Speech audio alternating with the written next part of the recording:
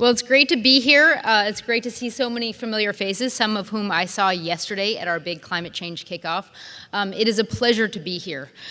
So I am running the Governor's Office of Policy, Innovation, and the Future. It's too long a title, and a lot of people have made jokes about the space helmets we should wear to work, the crystal balls that we need, but it's an incredibly exciting challenge. The issues we're working on include climate and energy planning, coordinating the governor's children's cabinet, focusing on some of the work that actually Yellow talked about earlier in his remarks.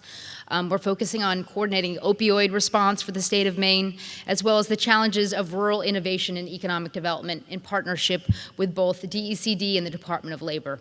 I think Yellow did a great job laying out the challenges. I think our governor is incredibly committed to figuring out how to focus on those long-term solutions. So I've had a week, I don't know if anybody's been paying attention, but climate change has been in the news, just a little bit.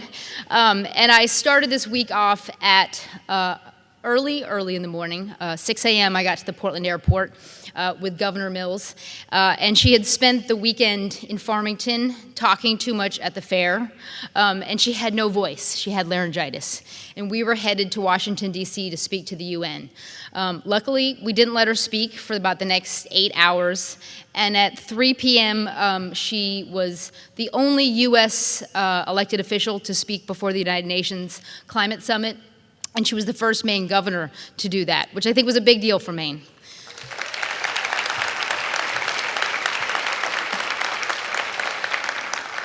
And we spent a couple of days meeting with leaders around the world and hearing about the incredible innovation that is happening to respond to the challenge of climate change. So I'm going to talk to you today mostly about that very issue. So yesterday, we kicked off the Governor's Climate Change Council. And again, some folks in this room are going to be leaders of that council.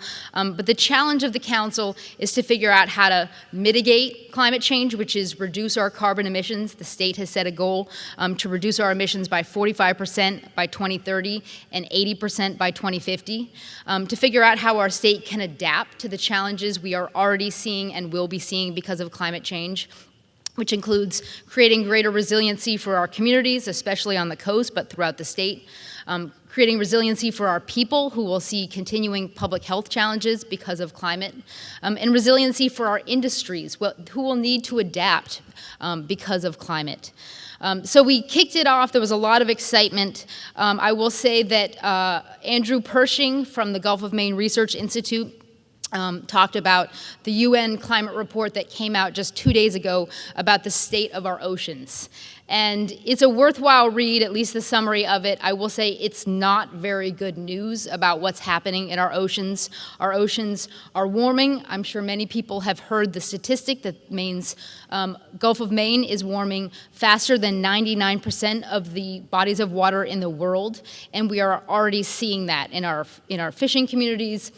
We are seeing that in changes in sea level rise. So we know that ocean warming is happening, acidification is happening, and it will change the way our state and our fishing communities function. Andy Pershing said, in the absence of significant reductions in our carbon emissions, transformative impacts on ocean ecosystems cannot be avoided.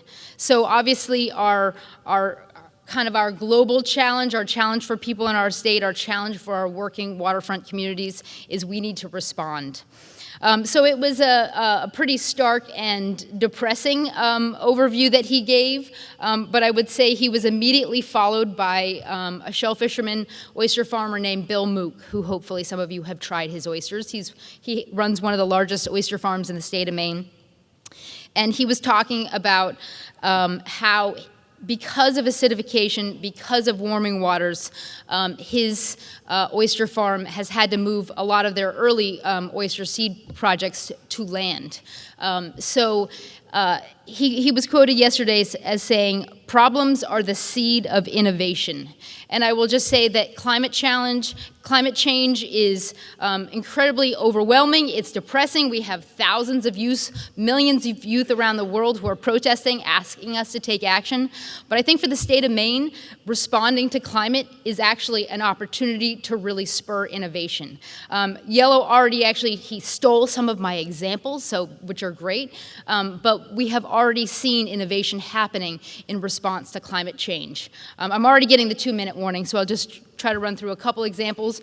The picture up here is of my almost home community of Vinyl Haven. I live on the island of North Haven.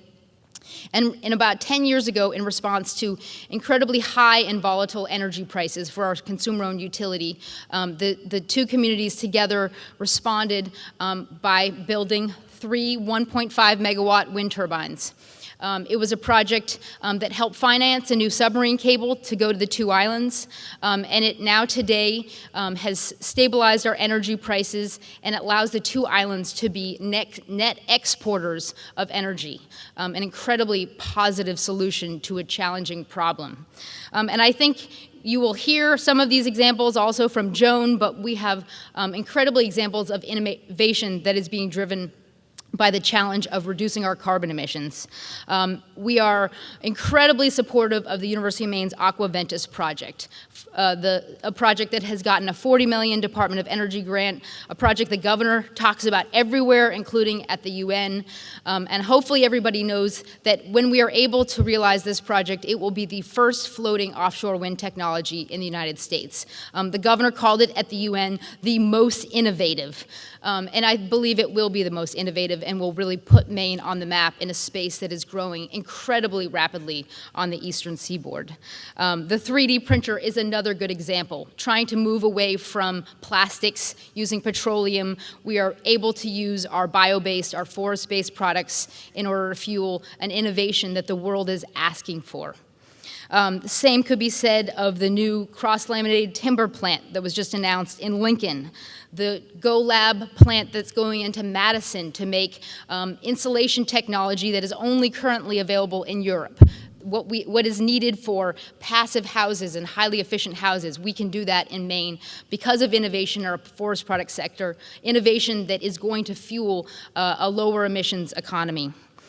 Certainly innovation across the spectrum. You're seeing huge innovation in solar and battery storage, in car technology, in heat pumps Maine is leading the country in the installation of heat pump technology, and it also saves people money and makes their homes more comfortable. So I will just say that the issue of climate change, while depressing and overwhelming, I believe that Maine, through a variety of venues from our forest products industry to offshore wind, can lead through innovation, and a kind of innovation that will draw people to Maine, that will create good paying jobs,